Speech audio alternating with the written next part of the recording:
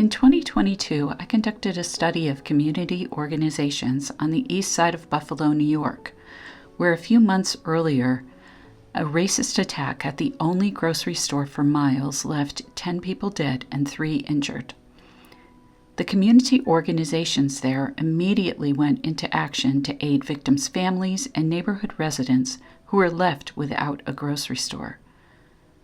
This community showed remarkable resilience in the face of a horrific tragedy, and in no small part because these groups were already known entities that people trusted and recognized. The social ties these organizations cultivated and nourished were fundamental to Buffalo's ability to bounce back from this tragedy. Today, I'm going to share some of their stories and lessons they learned about resilience. But first, let's talk about resilience. And so resilience is this capacity to withstand and adapt to disruptive events and to be able to nimbly respond and recover from those events when they happen. The good news is, there are ways to cultivate resilience within a community. A resilient system does not live by itself. It is something that we have to nourish at all times. We have to work on it in order to be more resilient, in order to have a better level of social capital. If we do that, we might be successful.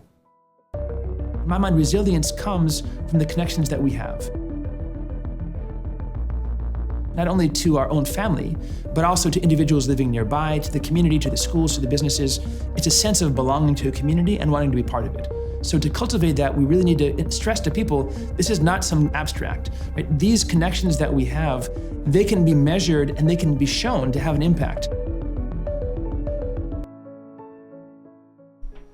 In Buffalo, that sense of belonging to a community provided the foundation for their resilience.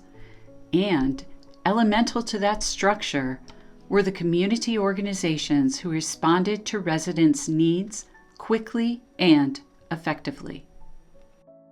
When a disaster strikes, there's a lot of interest by the public, by the media, by politicians, and obviously by the emergency services. And then, quite rightly, everybody goes home. And that's when it can feel really lonely, living with the trauma. Even if, for example, after floods, when the water has gone away, the trauma doesn't end. And that's when you really can feel most lonely. Everybody was there at the beginning, but then they've gone. And so the volunteers within a community who not only stay, but understand and reach out and are just there in the longer term is really something that makes a difference. And that is an example of something that really those who are based within a community in the longer term, the difference that they can make.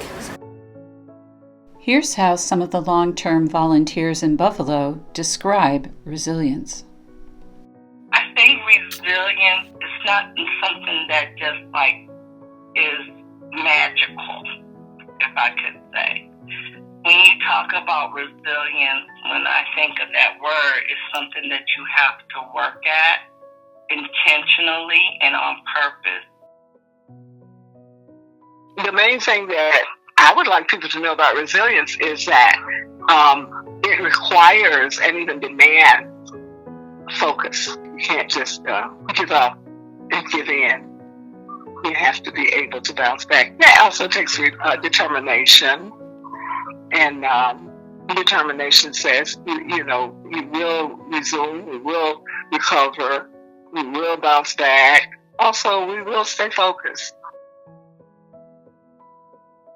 Resilience is a virtue that not all of us have, because I really believe that it is acquired through living, and I also believe that it can be taught.